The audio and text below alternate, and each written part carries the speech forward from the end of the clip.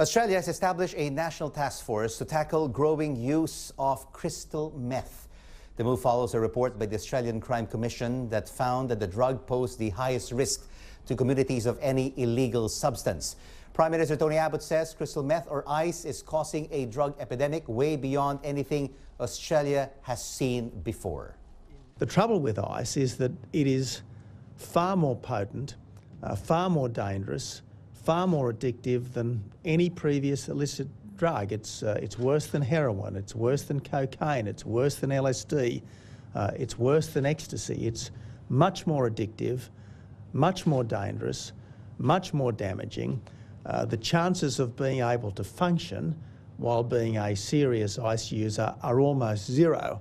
And joining us now via webcam is Joe Coyte, who is the CEO of the Glen, which is an alcohol and drug rehabilitation centre north of Sydney in New South Wales. Mr. Coyte, thank you so much for joining us on Newsday. Tell us, who are taking these drugs in your experience? Is it the youth, is it adults, or is it across the board? Yeah, thanks, Rico. We're experiencing, it's not discriminating. So people of all ages are taking them. But I think a lot of it's due to the purity of the substances themselves. The average age of people coming to treatment centres like ours is definitely dropping, and it's actually gone under 30 now for the first time ever.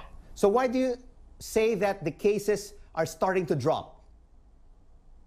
So the age of people using starting to drop because there's such pure drugs that they're using now. So the ice is causing people to have to seek help, basically forcing them to seek help earlier than what they would have.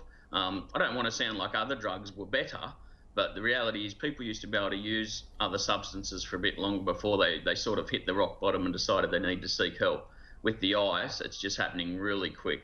So basically we find that people through despair, a lot of it's linked to, I think, unemployment and disconnection from culture, finding themselves in trouble really quickly and having to get themselves into services like ours. And taking meth, Mr. Coyte, leads to violent behavior, anxiety, wakefulness, and also you have psychotic behavior such as paranoia, hallucinations, and delusions. Yeah, absolutely. So all of that stuff can be part of it.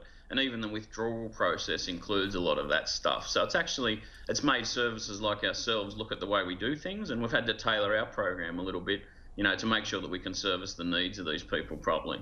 All right, now, Mr. Coyte, you have the government establishing a national task force to tackle this growing use of crystal meth. In your view, is this the right strategy to tackle and deal with the problem?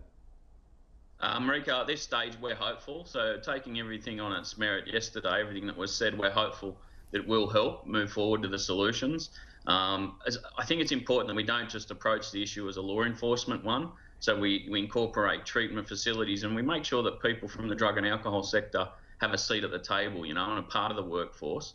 And we tackle the problem from, a 2 or 3 pronged approach, not just as a single law enforcement issue.